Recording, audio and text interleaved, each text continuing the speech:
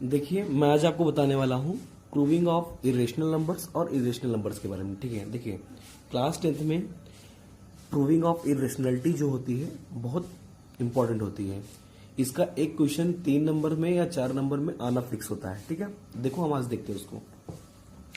जैसे इरेशनल दो नंबर्स होते हैं, जैसे होता है पहला रेशनल और दूसरा होता है इरेशनल।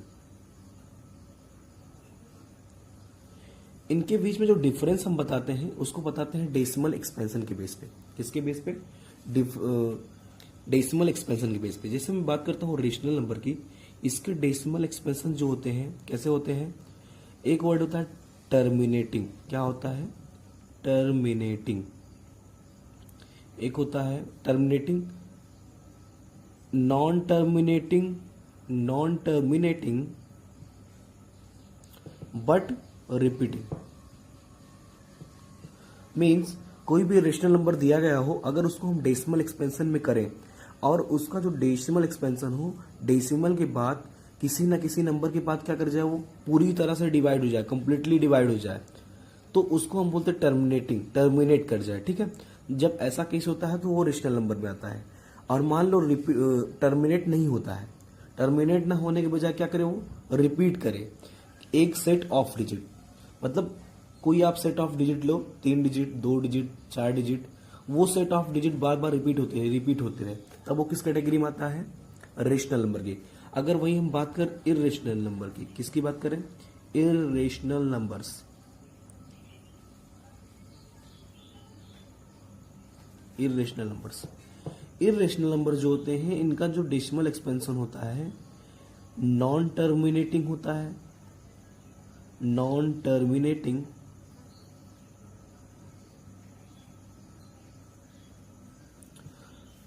Non repeating.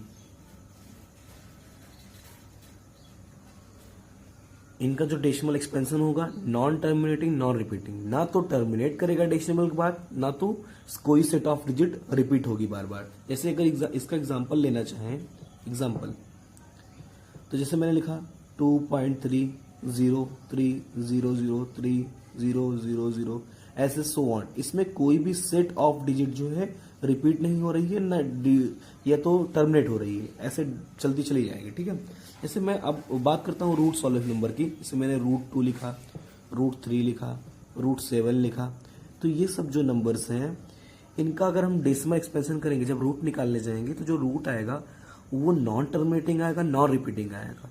इसीलिए ये सब क्या बन जाते हैं? Irrational numbers. रूट के अंदर चाहे जो नंबर हो जिसका जो इम्परफेक्ट स्क्वायर नंबर हो, जो परफेक्ट स्क्वायर नंबर ना हो, वो सब कैसे होते हैं? इरेशनल नंबर्स होते हैं। ठीक है, इसी की प्रूविंग हमेशा बोर्ड एग्जाम में पूछी जाती है। जैसे √3 हो गया, √5 हो गया, ये हर साल पूछे जाते हैं। एक क्वेश्चन तो इसका फिक्स होता है। ठीक है, जैसे मैं लेता हूं, जैसे सबसे पहले लेता हूं √3। मुझे प्रूफ करना है √3 को क्या है? इरेशनल नंबर है। ठीक है, prove that √3 is a irrational number. ठीक है, हमको प्रूफ करना है कि √3 क्या है? इरेशनल नंबर है। देखो ध्यान से, इसकी जो प्रूविंग होती है हम कॉन्ट्राडिक्शन बेस पे करते हैं। किस पे करते हैं? कॉन्ट्राडिक्शन बेस पे। ठीक है, कॉन्ट्राडिक्शन के बेस का मतलब है हम कुछ चीजें पहले मान के चलते हैं लेकिन उसी को बाद में गलत साबित कर देते हैं और उसका रीजन कुछ और बताते हैं, जिसकी वजह से हम इसको प्रूव कर पाएंगे क्या है? इरेशनल। इससे पहले आप देखिए को प्राइम नंबर्स क्या होते हैं। को प्राइम, इसकी हमको देखो जरूरत पड़ने वाली आगे। जैसे ए और बी हम कह दिए क्या है? को प्राइम्स है। कोई इंटीजर ए है, कोई इंटीजर बी है, जो क्या है? को प्राइम है। क्या है? को प्राइम। को प्राइम का मतलब होता है कोई दो नंबर का ऐसा पेयर जिनका एचसीएफ केवल क्या हो? एचसीएफ क्या हो? 1। अगर एग्जांपल लेना चाहें, मैंने लिया 3 और 4। क्या लिया? 3 और 4। 3 और 4 में जब हम एचसीएफ निकालेंगे तो 1 इंटू 3 लिखेंगे, 4 को क्या लिखेंगे? 1 इंटू 2 इंटू 2। अगर इसमें कॉमन फैक्टर देखें तो केवल 1 मिला, इसके अलावा कुछ मिला नहीं। तो ये कैसा पेयर हुआ? को प्राइम। कैसा हुआ? को प्राइम नंबर्स हुए। कोई भी दो नंबर का पेयर हो जिनमें केवल एचसीएफ 1 मिले उसको बोलते हैं को प्राइम नंबर। ठीक है, चलो शुरू करते हैं प्रूविंग इसकी। लेट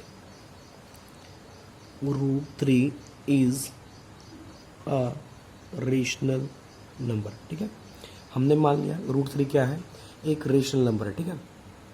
क्या है, रेशनल नंबर।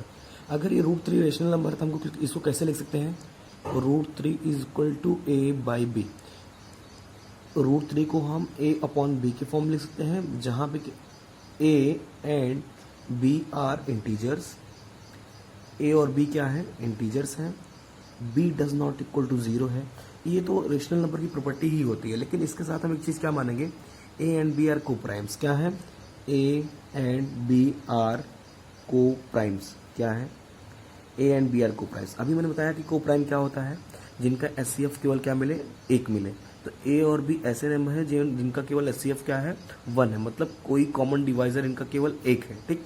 चलो, अगर यहाँ से क्रॉस मल्टीप्लाई करेंगे तो root 3 b is equal to क्या हो जाएगा, ए। अब करते स्क्वायरिंग बोथ साइड, दोनों साइड स्क्वायर करेंगे तो रूट 3 का स्क्वायर क्या हो जाएगा, 3 हो जाएगा। बी स्क्वायर हो जाएगा इधर ए स्क्वायर। यहाँ से अगर हम देखेंगे 3 जो है बी स्क्वायर के साथ मल्टीप्लाइड है। अगर ये ए स्क्वायर के नीचे जाएगा तो ये ए स्क्वायर को डिवाइड करेगा, मतलब 3 डिवाइड्स ए स्क्वायर।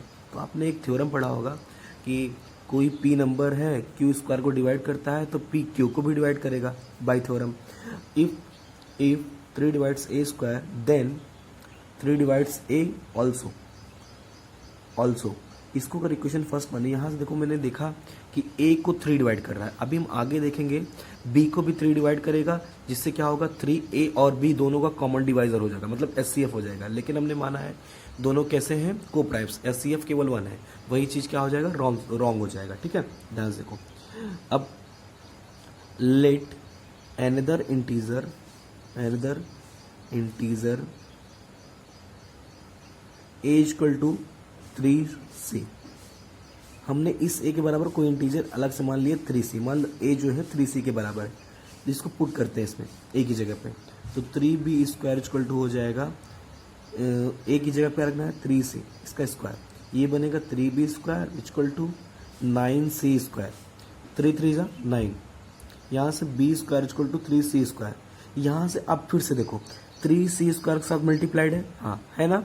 अगर ये 3b स्क्वायर के नीचे जाएगा तो 3 किसको डिवाइड करेगा, 3 divides b square, then 3 divides b also. ये इक्वेशन सेकंड। हम पहली इक्वेशन देखो 3 डिवाइड कर रहा है a को, दूसरी इक्वेशन यहाँ देखो 3 डिवाइड कर रहा है किसको, b को। इसका मतलब है 3 दोनों का कॉमन डिवाइजर है। अगर कॉमन डिवाइजर है तो एचसीएफ इसका 3 भी होना चाहिए, ठीक है। यहाँ से हियर वी ऑब्जर्व्ड दैट, हमने ऑब्जर्व किया कि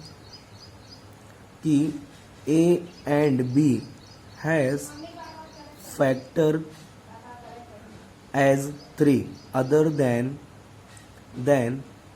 देन 1। मतलब A और B के पास फैक्टर है 3 के रूप में 1 के अलावा। Hence A and B are not coprimes. क्या नहीं है, को प्राइम्स नहीं है। ए और बी का 3 अगर एक फैक्टर हो गया एक के अलावा तो ये को प्राइम्स नहीं रहे, क्योंकि इसके एचसीएफ एक के अलावा मिल गया। दिस कॉन्ट्राडिक्शन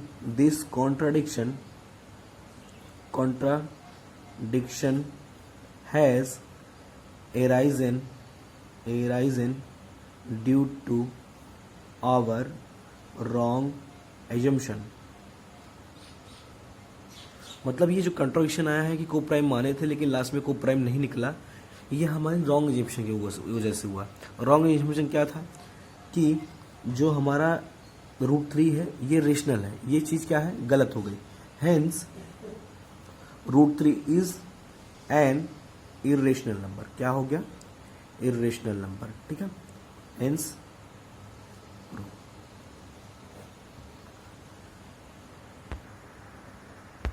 ऐसे ही प्रूविंग आप रूट 3 की कर सकते हैं। रूट 3 की हो गया मान लो, आप कर सकते हो रूट 2 की, रूट 5 की, रूट 7 की, ऐसे जिसको भी कहेगा आप सेम प्रोसेस फॉलो करेंगे। लेकिन जहाँ पे आपने a को 3c माना है, कहाँ माने थे, यहाँ पे हमने माना था a इक्वल टू 3c, तो जो इसके साथ रूट के अंदर नंबर रहेगा उसी के साथ आप c मान लीजिएगा। जैसे रूट 7 कर रहे हैं तो 7c, और रूट 5 कर रहे हैं तो 5c, ऐसे करेंगे तो प्रूविंग हो जाएगा। इसके साथ एक क्वेश्चन आता है जो सम और डिफरेंस करके लिखा रहता है, जैसे 5 प्लस रूट 3 लिख दिया, ये हो गया, 5 माइनस रूट 7 हो गया ऐसे, या फिर 5 प्लस 3 रूट 2 बाई 8 ऐसे फ्रैक्शनल करके, ऐसे इन सब नंबर्स का भी इरेशनलिटी प्रूफ के लिए आता है। ठीक है, ये थोड़ा आसान होता है, इसको हम आगे से देखते हैं अगले पेज में। ठीक है, जैसे देखो हमको प्रूफ करना है, मान लो इधर ही जो लिए थे लास्ट क्वेश्चन क्या लिए थे, 5 प्लस 3 रूट 2 बाई 8, जैसे मैंने लिया 5 प्लस 3 रूट 2 बाई 8, इस पूरे को हमको क्या प्रूफ करना है, इरेशनल। क्या प्रूफ करना है, इरेशनल। ठीक है, इरेशनल प्रूफ करना है। इसको इरेशनल प्रूफ करते समय हम ये ध्यान देंगे इसकी जो मार्किंग है पेपर में कैसी है।